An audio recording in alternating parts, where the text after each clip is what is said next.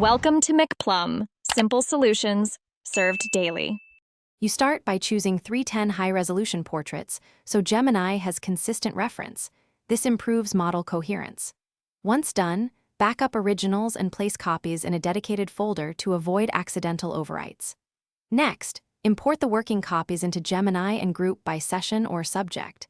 This helps the tool learn lighting and pose patterns. Make sure to tag similar shots and note which features to preserve: hairline, skin tone, and expression, so edits stay natural rather than synthetic. You now move into the detailed edits. Start with Gemini's Auto Enhance to correct exposure and white balance, then switch to manual sliders to fine-tune highlights and shadows because automatic changes can overdo contrast. Next, use targeted brushes to refine skin texture, eyes, and hair at low strength, 10 to 30%, so results stay realistic. After that, address composition. Crop, straighten, and correct perspective to keep proportions natural. Finally, compare before and after to ensure edits enhance rather than alter identity. You finish by applying subtle color grading. Small adjustments preserve authentic skin tones, so keep saturation changes within about 5%.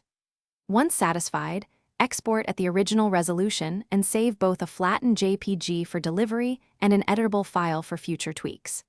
If you see artifacts, halos, or odd textures, don't panic. Revert the problematic layer, use local healing or frequency separation, then reapply edits at lower strength. Make sure to test on multiple displays so final tones are consistent. Thanks for watching. Stay juicy and subscribe.